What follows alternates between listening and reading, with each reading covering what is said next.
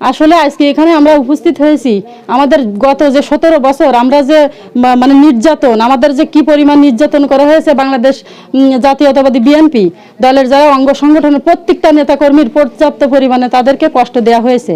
এবং আমাদের আজকের এই যে মহিলা দলের এই যে উদ্যোগ, এখানে আমরা এসেছি আজকে আপনাদের সাথে কিছু কথা বলার জন্য। আমাদের নির্যাতিত নেতা হাবিবুল ইসলাম হাবিব ভাই, তিনি প্রচণ্ড পরিমাণে আমাদের তালা করার জন্য প্রচুর উন্নয়ন করেছিল।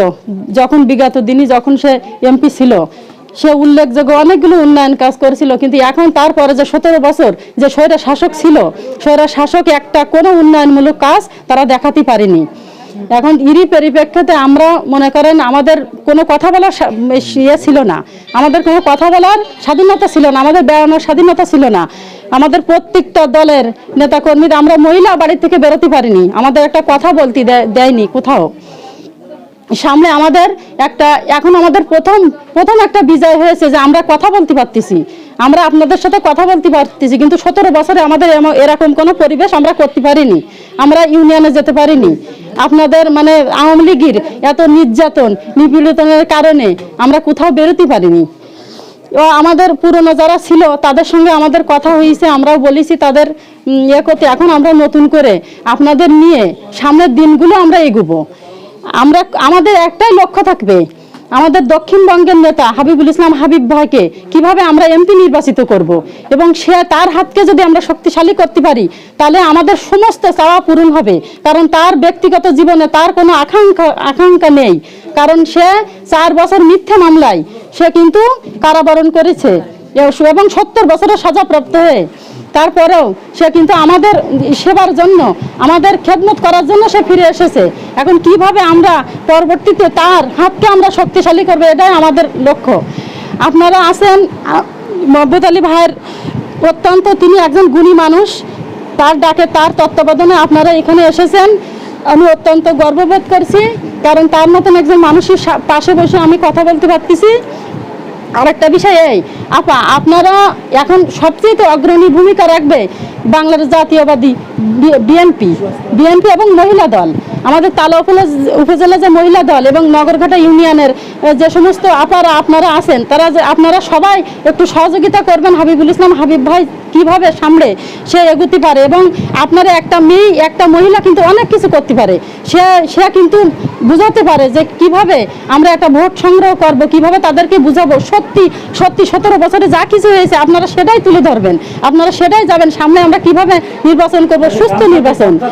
আপনারা সবাই এখানে উপস্থিত আছেন, আগে সামনের যে দিনগুলো আছে আপনারা সবাই কি তালা উপজেলা মহিলা দলের সাথে কি সহযোগিতা করবেন? সবাই হাত উঁচু করেন, সবাই আছেন তো? হাবিবুল ইসলাম হাবিব ভাইয়ের সঙ্গে আছেন তো সবাই?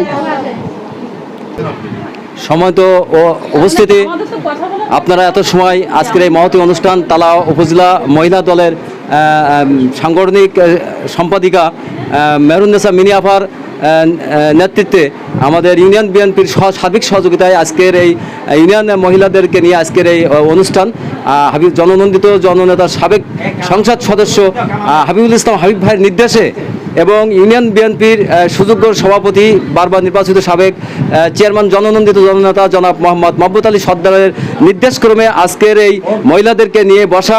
আমাদের ব্যাপকভাবে আমাদের চেষ্টা চালাতে হবে আগামীতে যাতে হাবিবুল ইসলাম হাবিব ভাই এমপি হতে পারেন।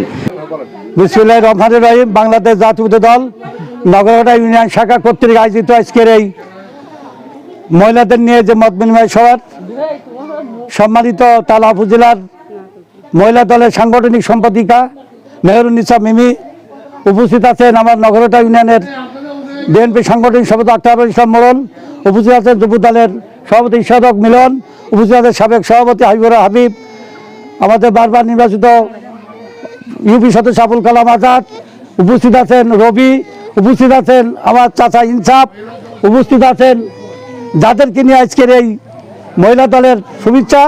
সবাইকে জানাই আমার আন্তরিক শুভেচ্ছা ও সালাম, আসসালামু আলাইকুম।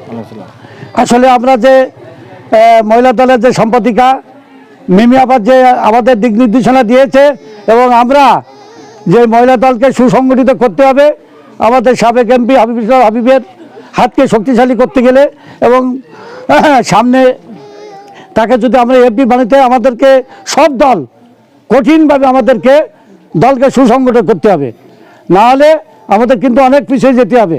আমরা কিন্তু এখনও ওই সেই আনন্দে ভাসছি, কিন্তু এখনও অনেক পথ, আমাদের অনেক পথ পাড়ি দিতে হবে। এই জন্যেই আমাদেরকে সময় আছে, অন্তর্বর্তীকালীন সরকার সুন্দর সুষ্ঠু নির্বাচন দেবে। এই জন্য আমরা এর মধ্যে আমাদের বিএনপি যেহেতু 16 বছর আমরা নির্বাচন থেকে বিতাড়িত, নির্বাচন করতে পারি নাই, এই জন্য আমাদের নির্বাচন করতে হবে। এই জন্য আমাদেরকে মহিলা দল সহ সমস্ত অঙ্গ সংগঠন আমাদের সুসংগঠিত করতে হবে। প্রত্যেকটা ইউনিয়নে 24টি ইউনিয়নে এইভাবে মহিলা দল যদি সুসংগঠিত হয় তাহলে কিন্তু হাবিব ভাইয়ের আর চিন্তার কারণ নেই। এই জন্যে আমরা আমাদের নহটা ইউনিয়নতে শুরু করলাম মহিলা দলের নেতৃত্ব দেওয়ার জন্যে, এবং সাংগঠনিক সম্পাদিকা মিমি যে উদ্যোগ নিয়েছে উপজেলা কমিটির, আসলে তাকেও আমি ধন্যবাদ জানাই আমার ছোটো বোন হিসাবে। তিনি আসলে এই 16 বছর কিন্তু এই মহিলা দলের কোনো কর্তৃত্ব ছিল না, কোনো দলেরই কিন্তু কথা বলতে পারিনি। কিন্তু আমরা 2024 সালে 5ই আগস্ট থেকে আমরা কিন্তু কথা বলা শুরু হয়েছে আমাদের, আমরা শান্তি পেয়েছি, আবার নতুন বাংলাদেশ ফিরে পেয়েছি। এই জন্য আমাদেরকে এই সুযোগে অন্তর্বর্তীকালীন সরকার যতদিন নির্বাচন না দেবে তার মধ্যে আমাদের দলকে সুসংগঠিত করতে হবে, মহিলা দল সহ। এবং আমার ইউনিয়নে আমি যে সাংগঠনিক সম্পাদক আছে, আমরা খুব তাড়াতাড়ি একটা নহটা মহিলা বাংলাদেশ জাতীয় মহিলা দল আমরা একটা কমিটি করে তার কাছে আমরা পাঠিয়ে দেবো সবাইকে। আমার এই নিজস্ব বাসভবনে এই আমার যারা মা বোনেরা চাচিরা ভাবিরা যারা আছে তাদেরকে আমি আন্তরিক মোবারকবাদ জানাই, এবং আল্লাহর জন্য সবাইকে সুস্থ রেখে আমরা আগামীতে হাবিবুল ইসলাম হাবিবের সুষ্ঠু নির্বাচন করতে আল্লাহ যেন সেই তৌফিক দান করে, এই বলে আমি আমার বক্তব্য শেষ করছি। আল্লাহ হাফেজ।